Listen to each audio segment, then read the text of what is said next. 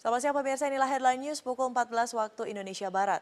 Perwakilan Amin Rais mendatangi gedung KPK untuk memberikan klarifikasi terkait fakta persidangan tuntutan kasus dugaan korupsi alat kesehatan. Untuk mengetahui informasi selengkapnya, kita akan bergabung dengan rekan Syaza Wisastro langsung dari gedung KPK Jakarta. Selamat siang Syaza, siapa sajakah yang hadir dan bagaimanakah jalannya pertemuan ini? Ya Widya, hari ini perwakilan Amin Rais yang datang ke gedung KPK untuk memberikan klarifikasinya, yakni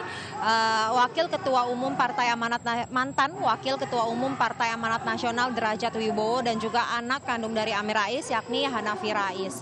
Dan juga dengan 3 orang rekan lainnya, itu artinya ada 5 orang yang mewakili Amin Rais untuk datang ke gedung KPK pada hari ini. Tadi seluruh perwakilan diterima langsung oleh juru bicara KPK Febri Diansyah. Sekitar 10 menit yang lalu, Febri Diansyah bersama Derajat Wibowo dan juga Hanafi Rais dan perwakilan Amin Rais yang lain telah selesai melakukan pertemuan dan keluar dari gedung KPK dan sempat memberikan sedikit pernyataan pers kepada awak media yang menunggu.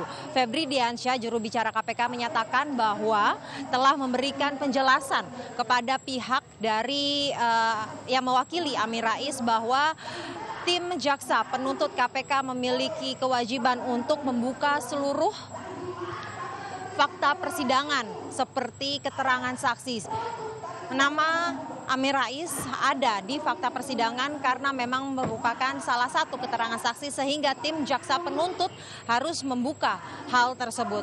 Kemudian Derajat Wibowo yang merupakan perwakilan dari Amin Rais tadi menyebutkan bahwa tim dari KPK yang diwakili oleh Febri Diansyah ini juga telah memberikan klarifikasi cukup detail kepada perwakilan dari Amin Rais. Namun demikian Amin Rais tetap meminta untuk pimpinan KPK dapat bertemu dengan dirinya sehingga Amin Rais dapat memberikan klarifikasi terkait dengan penyebutan nama Amin Rais yang disebutkan menerima uang sebesar 600 juta rupiah. Ketidakhadiran Amin Rais hari ini memang dikarenakan karena pimpinan KPK tidak dapat menemui Amin Rais sehingga hanya diwakilkan oleh Derajat Wibowo dan juga Hanafi Rais dan juga rekan-rekannya yang lain. Selain itu, Derajat Wibowo menyatakan bahwa Amin Rais akan kooperatif jika KPK memerlukan keterangan dirinya terkait dengan uang sebesar 600 juta rupiah yang disebutkan pada fakta persidangan pada sidang tuntutan mantan Menteri Kesehatan Siti Fadila Supari terkait dengan kasus dugaan korupsi alat kesehatan di Kementerian Kesehatan tahun 2007 yang lalu. Dan selain itu juga ada beberapa massa yang mengawal kedatangan perwakilan dari Amin Rais ke gedung KPK sejak pagi hari tadi. Widya. Baik, terima kasih rekan Syaza Wisastro melaporkan langsung dari kawasan gedung KPK Jakarta. Selamat kembali bertugas. Pemirsa, Jaksa KPK menyebutkan mantan Menteri Kesehatan Siti Fadila Supari mengirimkan alias mentransfer uang kepada mantan Ketua Umum PAN Amin Rais. Dalam tuntutan jaksa, Amin Rais tercatat 6 kali menerima uang aliran dari Siti Fadila. Di mana uang tersebut berasal dari Siti Fadila kemudian ditransfer ke semua pihak termasuk Amin Rais. Amin Rais menyebutkan uang tersebut merupakan bagian dari bantuan Sutrisno Bachir. Sebab Sutrisno Bachir telah berjanji akan memberikan bantuan keuangan untuk tugas operasional sehingga tidak membebani pihak lain. Mantan Menteri Kesehatan Siti Fadila Supari dituntut 6 tahun penjara, denda 500 juta rupiah, subsidiar 6 bulan kurungan. Mantan Menkes ini diyakini jaksa terbukti terlibat dalam kasus pengadaan alat kesehatan pada tahun 2005 dan 2007. Guna membahasnya dalam bingkai Amin terseret korupsi Alkes sudah hadir di studio kami, yaitu Lalola Ister yang merupakan peneliti ICW dan juga Sabri Saiman yang merupakan anggota Dewan Kehormatan PAN yang ada di kawasan Tanjung Priok, Jakarta. Namun kita belum tersambung dengan Pak Sabri, kita akan coba nanti segmen selanjutnya. Saya ke Mbak Lola dulu. Selamat malam Mbak Lola, terima kasih telah bersama kami. Mbak Lola, kalau menurut Anda ini kan ada lagi ternyata kasus yang melibatkan petinggi partai. Paling tidak ini dengan jelas menyebutkan Ketua Majelis Kehormatan Amin Rais begitu ya terlibat dalam Alkes gitu ya, ini mungkin terlibatnya dalam bentuk adanya aliran keuangan. Pencermatan dari ICW seperti apa, Mbak? Iya, sebetulnya kalau misalnya jaksa sudah menyebutkan hal tersebut dalam persidangan, itu sebetulnya kan bisa dihitung sebagai sebuah fakta persidangan. Sehingga kalau memang ada dugaan bahwa aliran tersebut berkaitan dengan tindak pidana yang sedang diusut gitu ya, atau dalam hal ini sedang disidangkan, itu rasanya bisa ditindaklanjuti gitu. Artinya kalau memang ada dugaan yang kuat tersebut, sebaiknya memang jangan hanya disebutkan di persidangan, tapi juga KPK bisa ambil inisiatif untuk melakukan pengusutan lebih jauh terkait dengan dugaan aliran dana tersebut yang diduga berkaitan dengan kasus Tapi kalau korupsi. KPK sendiri bisa nggak sih menjerat orang-orang yang paling tidak terbukti menerima aliran uang? Ini kan mereka menerima saja, dan kita sudah tahu bahwa Amin Rais dalam konferensi persnya dia menyatakan bahwa dia tidak tahu uang itu berasal dari mana, dia hanya menerima itu sebagai bagian dari bantuan dari Sutrisno Bachir. Menurut Anda bagaimana? Bisa nggak KPK menjaring orang-orang itu? Iya, pada prinsipnya begini kan, kalau misalnya tindak pidana korupsi yang sekarang dituntut oleh jaksa KPK itu kan dia belum menindaklanjuti dengan TPPU-nya, misalnya tindak pidana pencucian uang. Dan itu kalau misalnya dilihat ada sejumlah aliran dana ke orang-orang lain di luar yang sudah disebutkan dalam persidangan, itu sepatutnya memang juga dicari lebih jauh gitu. Sehingga kami juga mendukung KPK agar kedepannya jika memang ada dugaan pencucian uang tersebut, orang-orang ini yang sudah menerima aliran dana itu bisa diusut lebih jauh gitu. Karena dalam Undang-Undang TPPU sendiri dalam pasal 5 ayat 1 itu dimungkinkan bagi orang yang menerima gitu ya. Jadi ini sebutannya TPPU pasif gitu. Jadi orang yang menerima dan orang tersebut patut menduga bahwa aliran dana itu terkait dengan sebuah tindak pidana, misalnya dalam hal ini korupsi, dan itu bisa dijerat gitu.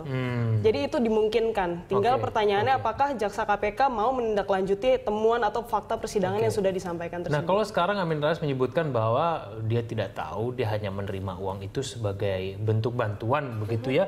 Itu kira-kira alasan yang menurut Anda valid tidak? Ini wajar tidak ada orang menerima bantuan seorang ketua umum PAN pada waktu itu ya, dan kemudian menerima sejumlah uang yang mungkin cukup besar, 600 juta rupiah, begitu bagaimana menurut Anda? Nah itu, jadi kembali lagi soal transfer, jadi begini, kan yang perlu dipertanyakan apakah transfer tersebut patut gitu ya. Apa hubungannya transfer-transfer yang diterima oleh Amin Rais itu ketika itu konteksnya dengan posisinya sebagai ketua umum misalnya.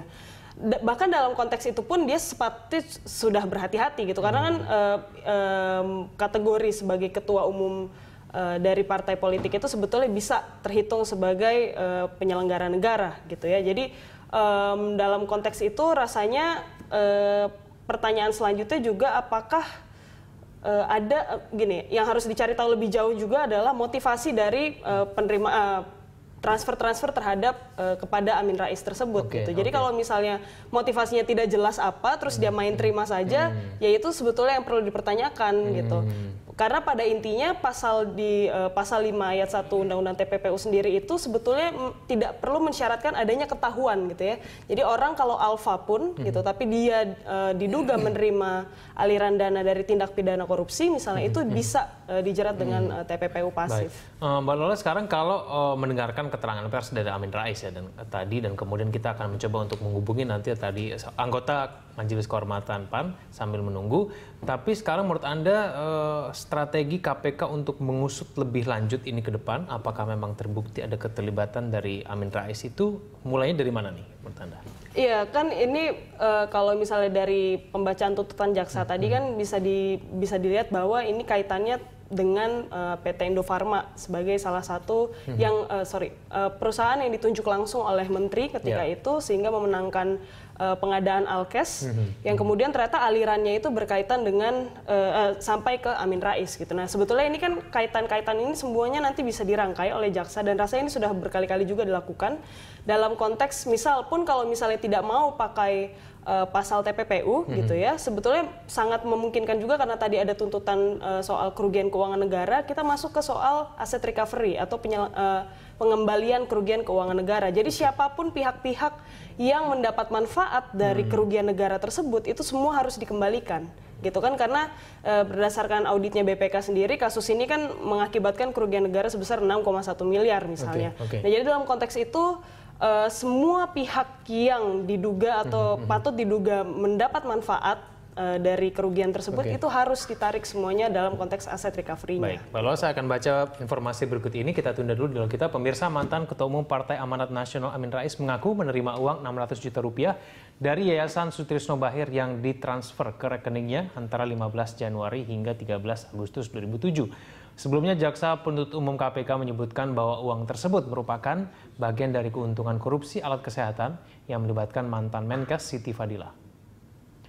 Amin Rais menyebutkan uang tersebut merupakan bagian dari bantuan Sutrisno Bachir, sebab Sutrisno telah berjanji akan memberikan bantuan keuangan untuk tugas operasional sehingga tidak membebani pihak lain. Menurut Amin Rais, selama bersahabat sejak tahun 1988, dirinya kerap mendapatkan bantuan dari Sutrisno Bachir untuk kegiatan sosial maupun keagamaan.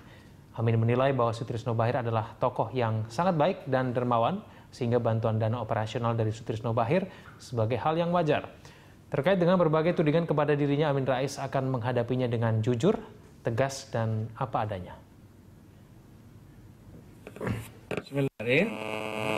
Yang dikirim ke rekening saya, ya, langsung saya follow up dengan menanyakan pada sekretaris saya tentang kebenarannya berdasarkan rekening bank yang saya miliki. Ya. Nah, karena hal itu terjadi sudah 10 tahun yang lalu, saya segera merefresh memori saya. Pada waktu itu, Sutrisno Bachir mengatakan akan memberikan bantuan keuangan untuk tugas operasional saya untuk semua kegiatan sehingga tidak membebani pihak lain. Jadi kalau saya pergi kemanapun, travel, kemudian taksi dan lain itu sudah saya sendiri yang bayar, tidak membebani orang lain. Nah, Mas Rais adalah tokoh yang sangat baik dan dermawan yang sering membantu banyak pihak. Bahkan, persahabatan saya dengan Sutrisno Bachir sudah terjalin lama sebelum PAN lahir pada 98. Seingat saya, sebagai entrepreneur sukses waktu itu, Mas Rais selalu memberi bantuan pada berbagai kegiatan saya, baik kegiatan sosial maupun keagamaan. Mas Rais adalah tokoh yang sangat baik dan dermawan, sering membantu banyak pihak. Bahkan siapa saja yang mendapat bantuan dari Mas Rais, saya tidak tahu. Ya. Tentu Mas Rais lebih tahu. Ya. Saya pernah menanyakan pada Sutrisno Bachir, mengapa Anda membantu berbagai kegiatan saya? Jawabnya, ya, saya quote ini, Mas Amin, saya disuruh ibunda saya untuk membantu Anda. Jadi ketika dia menawarkan bantuan tiap bulan buat kegiatan operasional saya anggap sebagai hal wajar.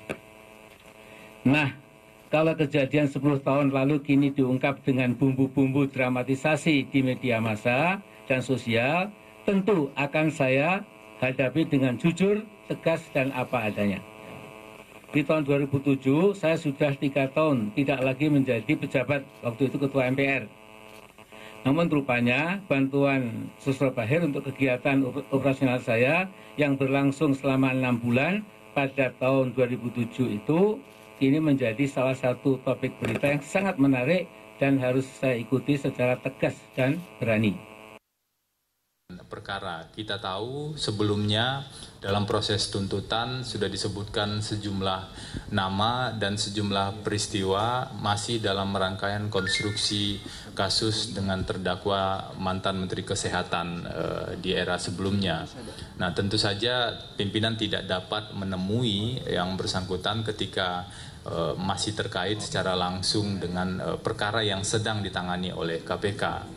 Namun jika ada informasi-informasi indikasi tindak pidana korupsi atau laporan terkait indikasi tindak pidana korupsi, silakan disampaikan pada KPK. Kita memiliki unit pengaduan masyarakat atau DUMAS dan nanti akan diterima di sana. Setelah diterima kita akan pelajari, kita akan telaah validitas dari informasi tersebut dan jika memang valid tentu kita akan teruskan lebih lanjut. Jadi prosedur dan mekanismenya sudah ada di bagian pengaduan masyarakat. Pemirsa, kami akan kembali lanjutkan dialog ini usai jeda pada warna berikut ini.